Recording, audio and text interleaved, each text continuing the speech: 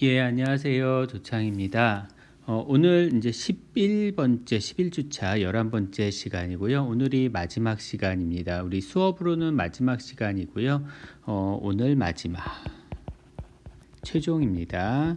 그리고 우리 기말 시험 봐야죠. 기말 시험이라고 봐요. 뭐 시험 딱 한 번이니까요. 그래서 기말 시험은 다음 주에 보도록 할 겁니다. 별도로 뭐 공지를 드리긴 할 텐데요. 우리 다음 주 목요일이 언젠가요? 날짜를 볼게요. 잠깐만. 다음 주 목요일이 10일이네요. 그래서 다음 우리 기말 시험은요 12월 10일입니다. 10일 목요일 날 7시 30분에 보도록 할게요. 7시 30분에 목요일 날. 그날 근데 잠시만요. 한번 확인을 해봐야 되네요. 장규란 교수님 수업을 어떻게 하실지 모르겠는데 여튼 지금 일단은 이렇게 정하도록 하겠습니다. 자세한 거는 다시 우리 단톡방을 통해서 전달을 드릴 거고요. 자, 오늘까지 하면은 정밀측정 산업기사 자격증 취득을 하는데 필요한 필기시험에서 정밀계측이라는 교과목에 대해서 거기 나오는 이제 문제들은 다 훑어보는 게 될 거예요. 그래서 오늘 마지막으로 윤곽 측정하고 나사 측정 이렇게 두 가지에 대해서 설명을 드리도록 하겠습니다. 윤곽이죠. 윤곽 측정 같은 경우는 투영기하고 공구 현미경 얘기예요. 현미경. 그 다음에 나사 측정에 대한 거는 주로 삼침법에 대한 얘기입니다. 삼침법에 의한 삼침이에요. 삼침법에 의한 간접 측정이죠. 이거에 대해서 얘기를 하시게 될 겁니다. 자, 가장 먼저 이제 윤곽 형상에서 공구 현미경에 대한 얘기가 나서 윤곽 형상이라는 거는 결국은 윤곽이죠. 그러니까 겉모습의 형상을 만원경 같은 현미경이나 아니면 투영경 같은 것을 가지고 관측을 해본다, 그런 의미로 해석을 해주시면 될 것 같아요. 자, 여기서 여러분들이 좀 생각을 해주셔야 되는 게, 우리 페이지를 하나를 넘길까요? 잠깐 제가 이제 필기를 잠깐 할 게 있는데요. 뭐냐면 공구 현미경에 대한 얘기입니다. 그래서 공구 현미경 같은 경우는 부속품이 있어요. 그래서 공구 현미경의 부속품에 대해서 좀 얘기를 해야 돼요. 공구 현미경의 부속품에 대해서 좀 얘기를 할 텐데, 네 가지로 분류가 됩니다. 첫 번째, 접안 렌즈. 눈 쪽으로 보이는, 눈에다가 대는 렌즈가 접안 렌즈죠. 이 접안 렌즈는 투영기에는 없어요.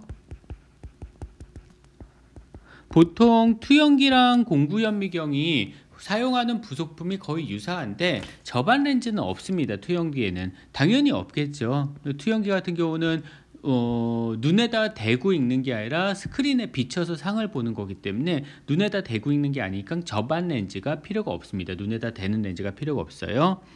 자, 접안 렌즈는 세 가지 렌즈가 있습니다. 각도 접안 렌즈가 있고요. 각도 접안 렌즈 같은 경우는 당연히 각도 측정을 할 때 사용을 하는 거가 되겠죠. 그래서 각도 접안 렌즈에는요, 각도 눈금이 포함이 되어 있습니다.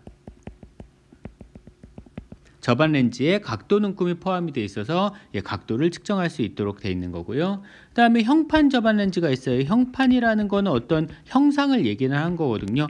형판 접안 렌즈에는 형판 접안 렌즈에 그 렌즈에 접안 렌즈에 나사산이 그려져 있거나 아니면은 동심원이 그려져 있거나 아니면은 기어가 그려져 있거나 이런 것들이 그려져 있습니다. 우리가 이런 걸 보통 이제 차트라고 많이 얘기를 해요. 그래서 차트라고 많이 얘기를 하는데, 나사산이 그려져 있어서 그 나사산하고 비교해서 합격, 불합격 그런 것들을 판단을 하실 수가 있습니다. 그 다음에 상당히 많이 쓴다기보다는 상당히 중요한 거, 이중상 접안경, 이중상 접안 렌즈, 이중상 접안경 혹은 이중상 접안 렌즈인데요. 자, 구멍의 중심 간의 거리, 중심간 거리입니다. 사실 구멍의 중심을 찾는 거 상당히 어려운 일이거든요. 근데 이 구멍 중심간 거리하고 그 다음에 피치, 구멍의 피치입니다. 구멍하고 구멍 사이 거리니까 피치죠. 그래서 피치를 신속하게 측정할 수가 있어요. 그게 이중상 저반경입니다. 저반 렌즈, 이중상 저반 렌즈 혹은 이중상 저반경 같은 말이고요. 좀 신경 써서 보셔야 되고요. 자, 그 다음에 두 번째 지지대. 지지대 같은 경우는 물체를 지지하는 거죠. 이 지지대는 투영기랑 같이 사용할 수가 있어요. 저반 렌즈만 투영기랑 같이 사용하지 못하는 겁니다. 자, 지지대도 마찬가지로 세 가지가 있는데 중심 지지대가 있고요.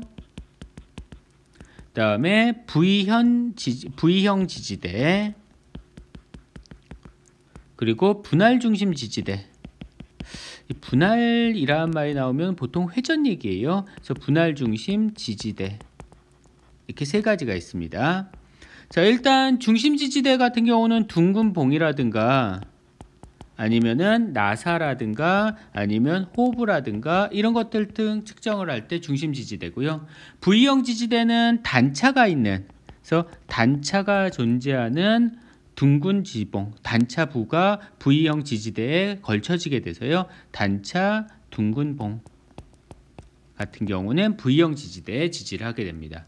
그 다음에 분할 중심이라는 말이 나오면, 보통은 회전의 의미가 많이 들어가요. 그래서 아니나 다를까 여기서는 회전 눈금판을 포함하고 있습니다. 얘는 회전하면서 각도 눈금이 쭉 나와져 있는 그런 회전 눈금판을 포함을 하고 있어요.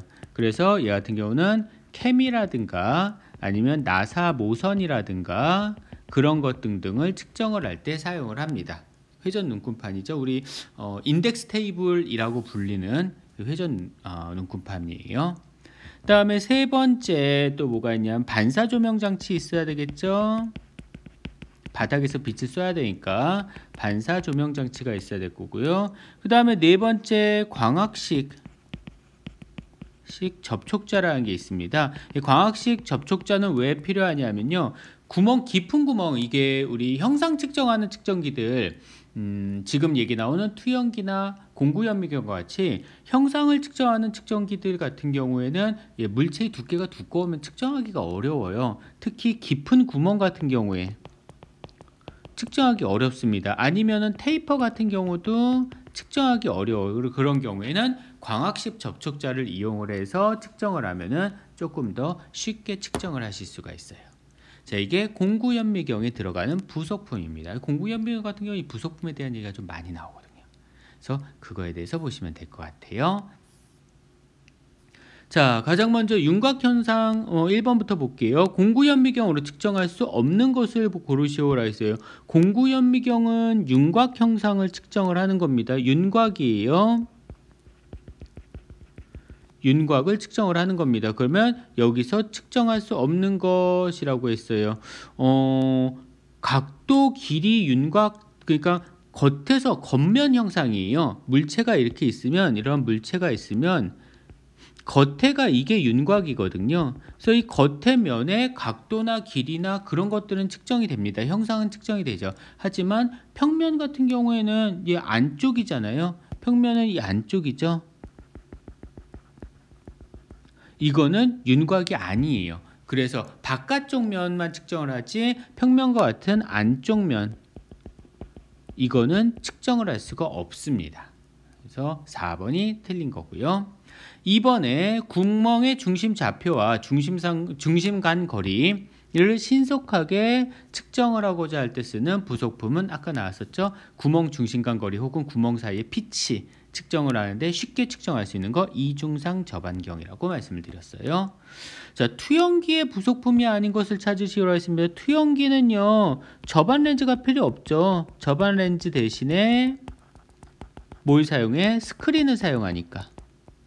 그러면은 저반 렌즈가 필요 없습니다. 저희 저반 렌즈라고 보통 떡하니 있는 거 있죠. 그래서 3번이 틀렸네요. 자, 4번 보겠습니다. 공구현미경에서요 1.5배인 대물 렌즈로 75배 확대시켰다면 저반 렌즈의 배율은 어떻게 되냐라고 했어요. 우리 배율은요 간단해요. 저반 렌즈의 배율 곱하기 대물 렌즈의 비율입니다. 대물 렌즈는 공구현미경이나 투영기나 모두 다 있어요. 저반 렌즈만 공구현미경에만 있는 겁니다. 자, 이렇게 되는 거예요. 두 개 곱하면 됩니다. 다시 말해서 공구현미경의 대물 렌즈가 1.5배인데 저반 렌즈가 얼마인지 몰라.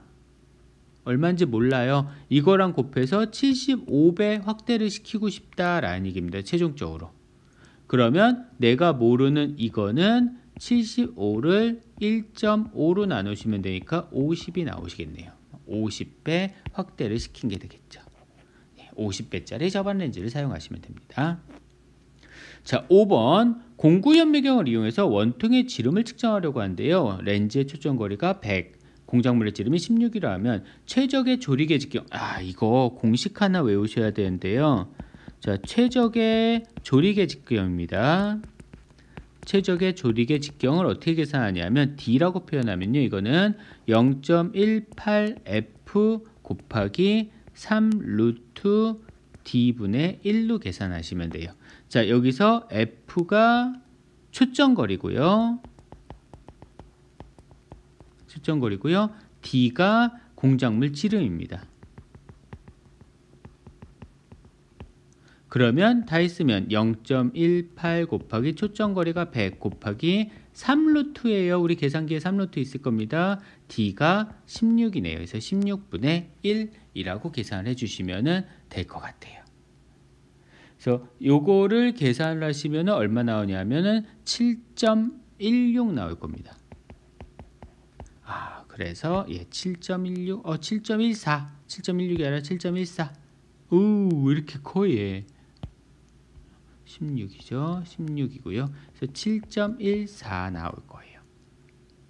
오케이. 그러면 4번. 4번이 아니지. 죄송합니다. 3번. 7.14요. 주시면 되고요. 자, 6번에 공구현미경으로 나사를 측정을 할 때 측정이 불가능한 것을 고르시오라 했습니다. 공구현미경 계속 얘기하지만 얘는 윤곽이거든요. 윤곽을 측정을 하는 거예요. 그런데 암나사는 내부잖아. 속 안에 있잖아. 암나사를 측정할 수는 없죠. 암나사를 측정할 수 있는 거 그닥 많지는 않아요. 그래서 암나사는 불가능합니다. 순나사의 반각이나 피치나 유효지름은 측정이 가능하고요. 자, 7번이에요. 최적의 조리개 지름. 아까 공식 있었죠? 최적의 조리개 지름 어떻게 계산을 하냐? 0.18이었나요? 0.18F의 3 루트 D분의 1. 1번이 답이 되시면 돼요. 1번 아니네요. 4번이 답이 되시면 될 겁니다. 9번 길이, 각도, 형상 등의 윤곽을 정밀하게 측정하기에 가장 적합한 윤곽 측정하는 거예요. 공구현미경 이렇게 봐주시면 되죠. 가뿐하죠. 공구현미경 같은 게 조금 가뿐합니다. 우리 이제 나사 측정인데요. 나사 측정은 조금 또 우리 공식 들어가고 계산도 좀 해야 돼요. 그래서 나사 측정에 대해서 좀 보도록 할게요. 나사 측정입니다. 자, 사실 우리 주변에요. 나사를 측정을 할 수 있는 것들이 별로 없어요. 자, 이 단어는요. 나사 측정이라고 하지 말고요. 수나사입니다. 그래도 수나사 중에서도 뭘 측정할 거냐? 유효지름을 측정을 할 거예요. 수나사의 유효지름을 측정하는 거에 대해서 얘기를 해보도록 하겠습니다. 자, 수나사의 유효지름을 측정하는 방법이 그닥 많지는 않아요. 이 유효지름이라는 게 왜 중요하냐 하면 유효지름은 조립관계가 관계 있습니다. 연관이 돼 있어요. 다시 말해서 수나사잖아요. 수나사하고 암나사하고 조립을 하고 싶지. 그러려면 뭐가 일치해야 되냐면 얘네들의 유효지름이 일치해야 돼요. 그래야지만 조립이 가능합니다. 그래서 그 유효지름을 조립관계에 관련 거라고 했어요. 유효지름을 측정을 해보는 거죠. 그랬을 때 이 유효지름을 측정하는 측정법이요. 사실 많지는 않아요. 이 측정법이 자, 일단 직접 측정을 하는 방법이 있고요. 이 직접 측정을 하는 방법에는 누가 있냐면 방금 전에 나왔던 공구 현미경이나 아니면은 투영기나 아니면은 나사 마이크로미터 있잖아요. 나사 마이크로미터. 자, 자, 이런 것들이 직접 측정으로 측정을 할 수가 있습니다. 유효지름을요. 자, 그런데 그게 말고 뭐가 있냐? 간접 측정이 있어요. 간접 측정은 삼침법, 오늘 지금 할 삼침법으로 측정이 가능합니다. 그래서 순화사의 유효지름은 공구현미경이나 투영기나 나사 마이크로미터가 있으면 직접 측정을 할 수 있고요. 그게 아니면 삼침법으로 측정을 하는데 우리가 사용할 수 있는 측정법들 중에서 이 삼침법이요. 일반적으로 삼침법은 간접 측정이죠. 계산을 해야 되니까 계산, 공식 그런 거 들어가 있으니까 간접 측정이에요. 근데 간접 측정은 일반적으로는 오차가 많이 발생을 합니다.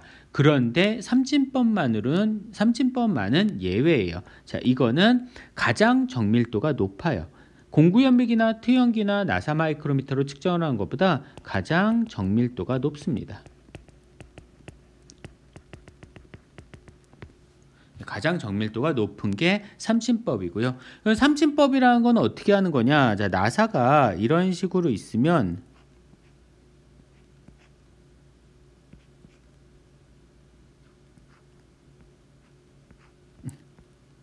뭐 나사를 좀 이렇게 나사가 이렇게 있다라고 하면요.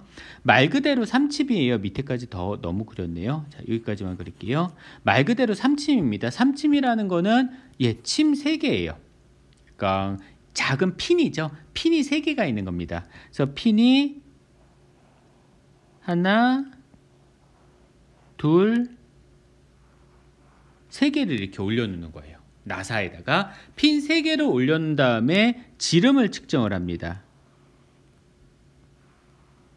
핀 3개를 올려놓은 다음에 이렇게 지름을 측정을 해요. 자, 이 지름, 핀을 3개를 올려놓은 상태에서 측정한 지름을 M이라고 합니다. 삼침 포함이죠. 이것을 M이라고 하고요. 자, 그 다음에 요 삼침이죠. 요는 삼침. 삼침의 지름을 뭐라고 하냐면은 DM이라고 표현을 해요. 삼침의 지름을 DM이라고 합니다. 자, 그 다음에 여기서 보시면 나사 산에서 산까지의 거리가 있을 거예요. 나사 산에서 산까지의 거리, 이것을 피치라고 하죠. 피치를 P로 표현을 할 거예요. 자, 그랬을 때 유효지름이라는 건 결국은 여기 어딘가 할 거예요. 여기 어딘가 할 겁니다. 자, 그래서 그 유효지름을 DP라고 표현을 합니다. 얘가 유효지름이에요.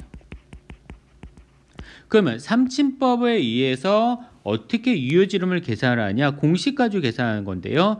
측정하는 거는 우리 삼침의 지름하고 그 다음에 삼침 포함한 지름하고 그 다음에 피치 이렇게 3가지를 가지고 측정을 하시게 되는데, 그랬을 때 유효지름은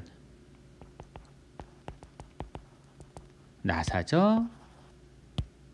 자, 나사의 유효지름 순화사입니다. 그럼 유효지름 우리 DP로 표현했죠. 유효지름 DP 값은 어떻게 계산하냐면요. 공식이 조금 복잡합니다. M 마이너스 삼침을 포함한 지름 마이너스 3DM이에요. DM은 삼침의 지름이죠. 자, 그 다음에 플러스 0.866025P입니다. 866025P, 025P가 어떻게 외워? 못 외우죠. 얘 외우지 마세요. 지워요. 866까지만 하세요. 상관없습니다. 그래도 다 맞추실 수 있어요. 그래서 0.866P 이렇게 해주시면 됩니다. 다시 말해서 순화사의 유효지름은 삼침 포함입니다. 지름이고요. 그 다음에 P는 나사의 피치고요. 그 다음에 DM은 삼침의 지름이에요. 핀의 지름인 거죠. 근데 여기서 삼침의 지름이 안 주어지는 경우가 많이 있거든요. 삼침 지름이 없을 때는 최적의 삼침 지름으로, 이론적으로 최적의 삼침 지름을 가지고 측정을 해주시면 됩니다. 그러면 최적의 삼침 지름은 어떻게 계산하느냐? DM 값은 최적의 삼침 지름은 0.577 그 뒤로는 저도 못 외워요. 35P입니다. 네, 그 뒤로는 저도 못 외운다 그랬죠. 예, 사용하지 않으셔도 돼요. 0.577P 여기까지만 하시면 됩니다. 자, 그래서 순화사의 유효지름을 측정하는 방법이 여러 가지가 있는데 그 중에 직접 측정은 공구연미경 그리고 투영기 나사 마이크로미터 이용하시면 되고요. 간접 측정으로는 삼침법을 이용하는 건데 삼침법의 계산 정밀도가 가장 높습니다. 그랬을 때 삼침법은 삼침 포함 지름을 M, 그 다음에 삼침 하나, 요거 하나의 지름을 DM, 그리고 나사의 피치를 P라고 표현을 했을 때 이렇게 쓸 수 있다는 얘기죠. 순화사의 유효지름은 M-3DM 플러스 0.866P 025까지 하실 필요 없고요. 그 다음에 만약에 삼침의 지름이 주어져 있지 않은 경우에는 이론적인 삼침의 지름은 0.577P, 피치가 주어지면 그 피치에다가 0.577을 곱해서 계산을 해주시면 됩니다. 0.577이요 루트 3분의 1일 거예요 아마. 그렇죠? 루트 3분의 1이 0.577 나오죠. 그렇게 해서 계산을 해주시면 되는 그런 얘기입니다. 이게 순화사의 유효지름 측정하는 방법이에요. 그러면은 순화사의 유효지름이니까 우리 여기다 잠깐만 하나 볼까요? 얘랑 반대돼 이렇게 빨간색으로 할까? 잠깐만. 그러면 순화사의 유효지름은 이렇게 측정이 돼. 그러면 얘랑 비교해서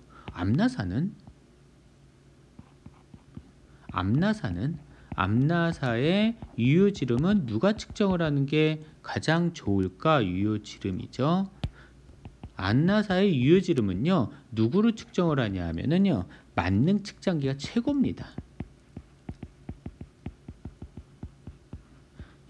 암나사의 유효지름은요 무조건 만능 측정기. 그거를 따라갈 수 있는 게 없어요. 만능 측정기. 물론 요즘은 잘 사용하진 않지만요. 자, 어쨌든 이게 순화사의 유효지름 측정하는 방법이고요. 여기 보시는 요거 눈여겨보도록 하세요. 여러분도 계산하실 수 있으셔야 됩니다. 계산하실 수 있으셔야 돼요.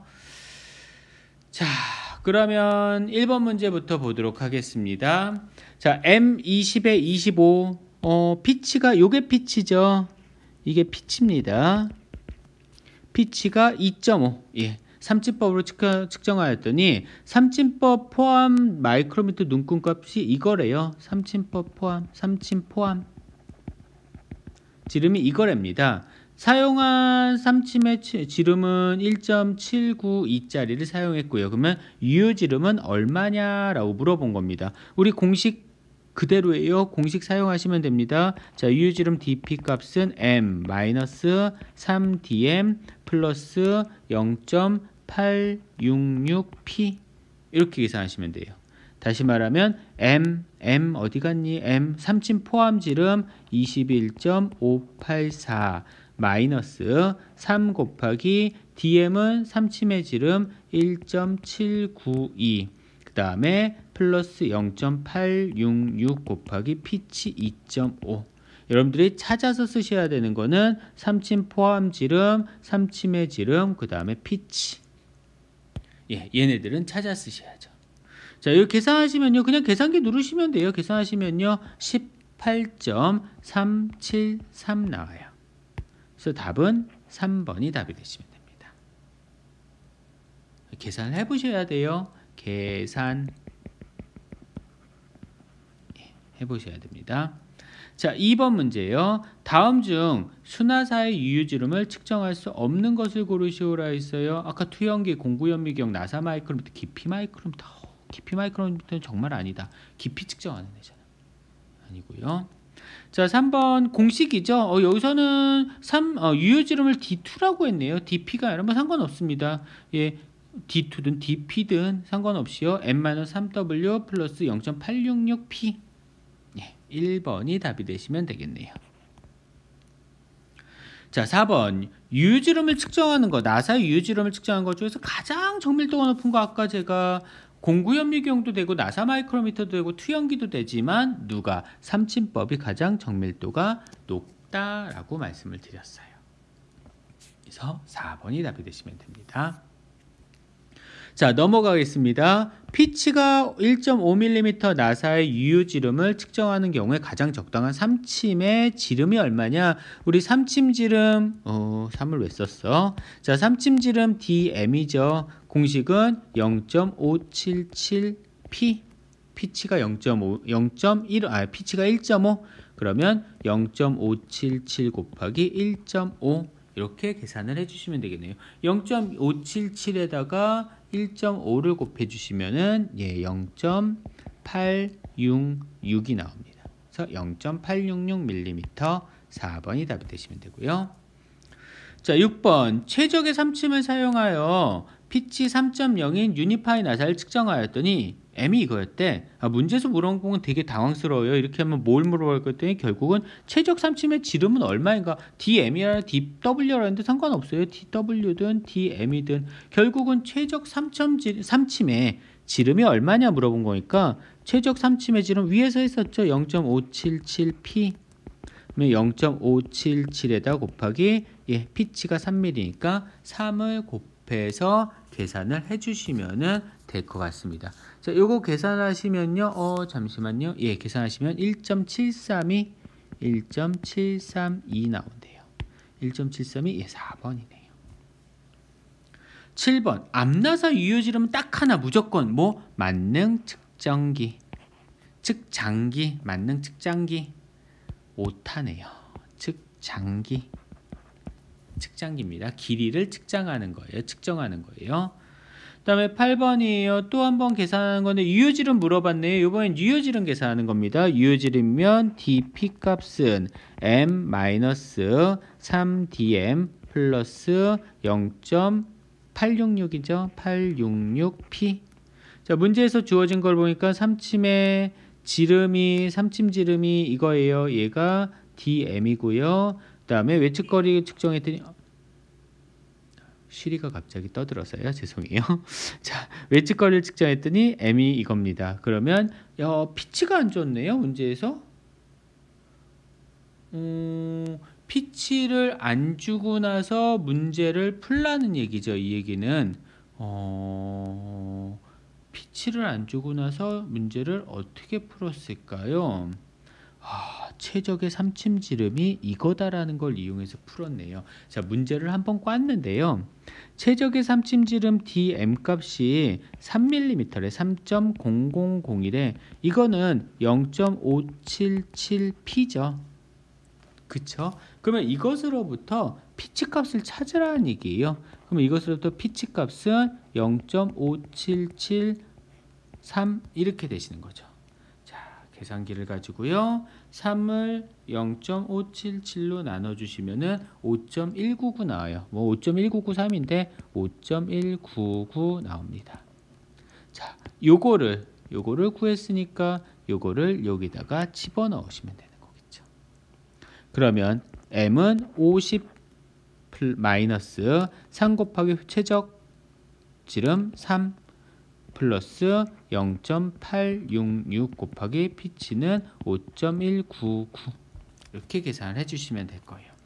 계산기를 해볼까요? 50 마이너스 3 곱하기 3 플러스 0.866 곱하기 5.199 이퀄 45.5네요. 그래서 유효지름은 45.5 50인데요. 45.502 이렇게 02 밀리미터. 1번이 답이 되시면 됩니다. 정확하게 맞지는 않아요. 당연히 0.866 아니잖아요. 0.866 뭐잖아요. 그 다음에 얘도 0.577 아니잖아요. 이것도 0.577 아니잖아요. 57725인가 그렇게 되죠.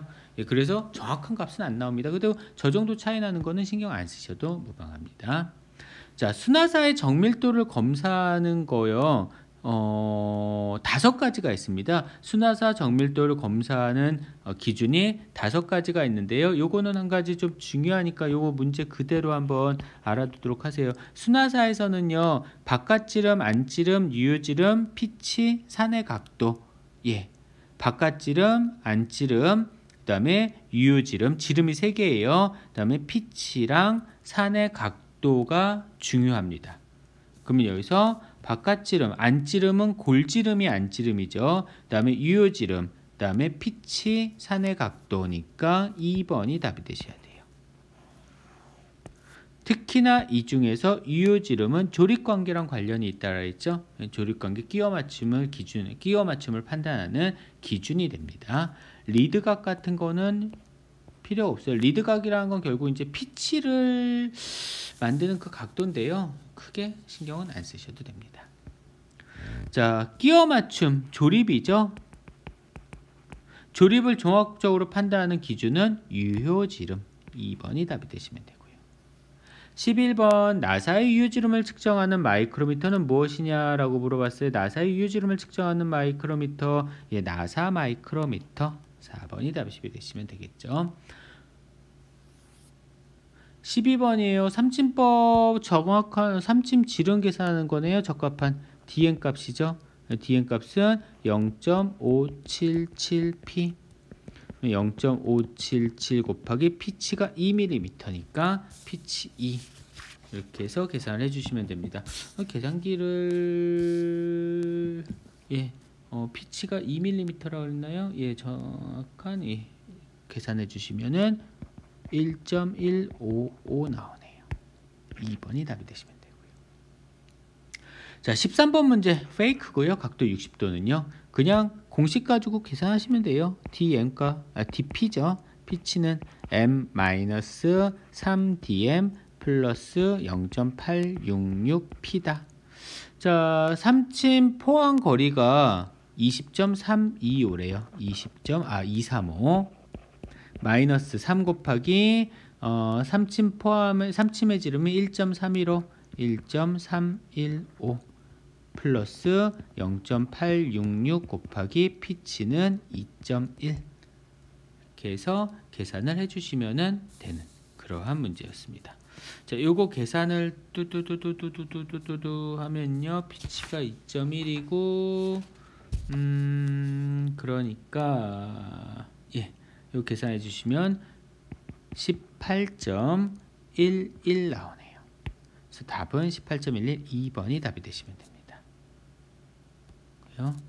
자, 일단 마지막 문제는 유효 삼침 지름 구하는 거죠. 유효 삼침 지름 dm 값은 0.577p 0.577 곱하기 피치 1.5 계산해 주시면 되겠네요. 계산하면 0.866 혹시 이거 앞에 나왔었나? 풀었었던 것 같은 기분이 들지. 0.866 4번입니다. 자, 여기까지가 이제 우리 시험이고요. 여기까지가 시험이고요.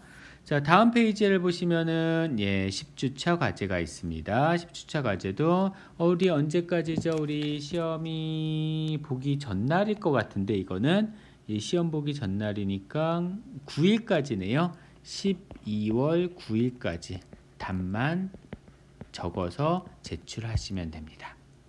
자, 우리 12월 10일 날 시험을 본다라는데 시험에 대해서 간단하게 말씀드리면요. 12월 10일 시험을 보는데 첫 페이지에서 있을까요? 우리 첫 페이지에 시험에 대한 얘기 했었으니까 자, 이날 시험을 보는데요. 시험 문제는요. 우리 지금까지 했었던 거 1주차에서 11주차 지난 시간에도 한번 얘기를 했었던 것 같아요. 1주차에서 11주차